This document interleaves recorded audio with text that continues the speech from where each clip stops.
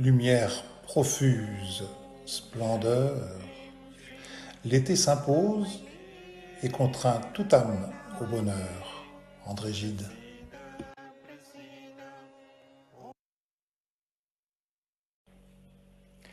Le dosha pitta est la parfaite conjonction de l'intelligence de l'eau et de l'intelligence du feu. Lorsque pitta est en totale harmonie, il procure clarté, précision, rigueur, discrimination, intelligence, humour et joie. Avec la chaleur de l'été, l'humide de pitta diminuera, et si seul le feu de pitta demeure dans le corps, il pourrait s'en suivre en fin de saison quelques inflammations.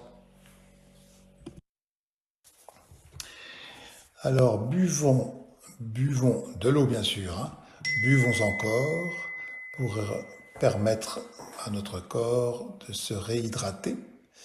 Et notre ami Pitta nous remerciera de maintenir son équilibre.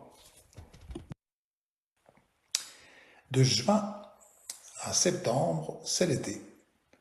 Et comme le dit Bernard Pivot, de tous les mois de l'année, seul août arbore un accent circonflexe, comme un chapeau pour se protéger du soleil. Il serait judicieux d'en mettre un autre sur juillet. Un train peut en cacher un autre. Ainsi, quand Pitta s'assèche, Vata se dessèche. Notre ami Vata n'aime pas trop la chaleur de Pitta. Donc les tempéraments Pitta devront faire bien attention, ainsi que les tempéraments Vata, mais surtout et encore plus les tempéraments Pitta-Vata ou Vata-Pitta. Voici quelques petits conseils que l'on peut intégrer pour rééquilibrer notre ami Pitta. Se lever tôt et profiter des premières heures les plus fraîches de la journée.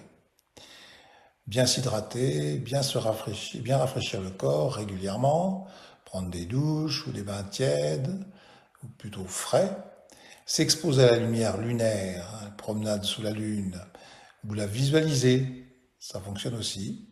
Elle apporte du calme, de la fraîcheur et de l'inspiration. Elle apaise les émotions, équilibre tous les élans passionnés de Pitta. Trop passionnés de Pitta, doit-on dire.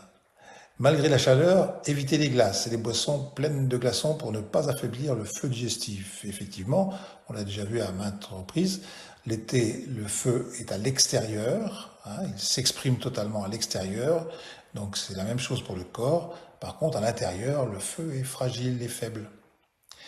La nourriture doit être légère, digeste, à base de légumes de saison cuits, avec céréales, orge, riz, basmati.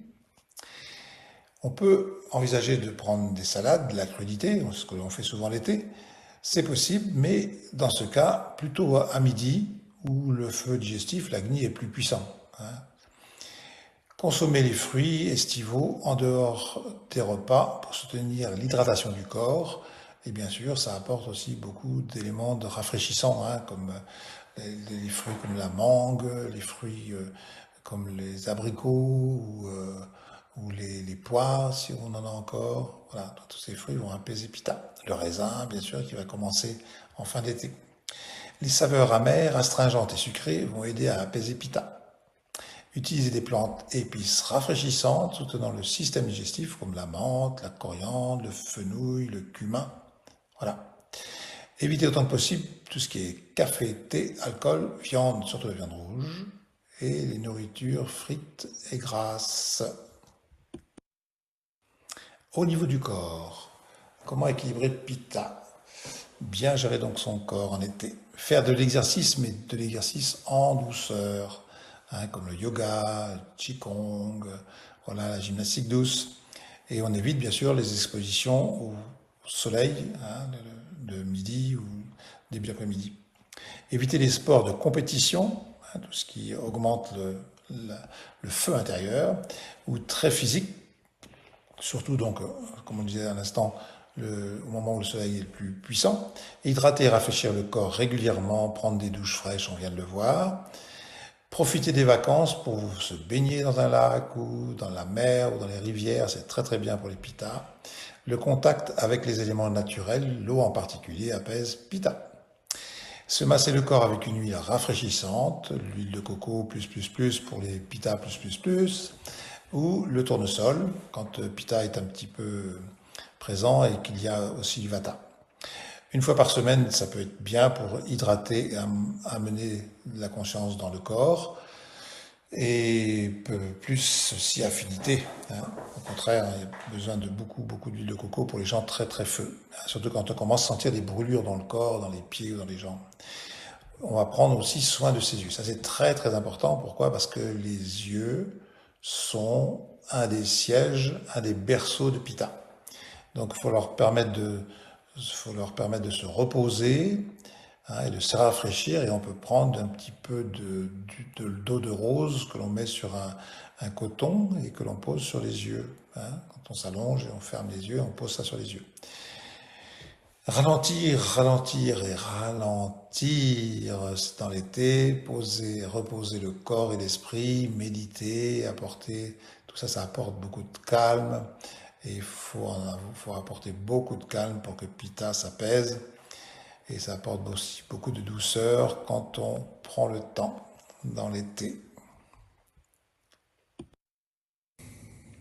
À ce qu'il paraît, le paradis, c'est d'être assis à la terrasse un soir d'été et d'écouter le silence, nous dit Alec Guinness. Aussi, souhaitons à chacun et à tous un très bel été. Jai Gurudev.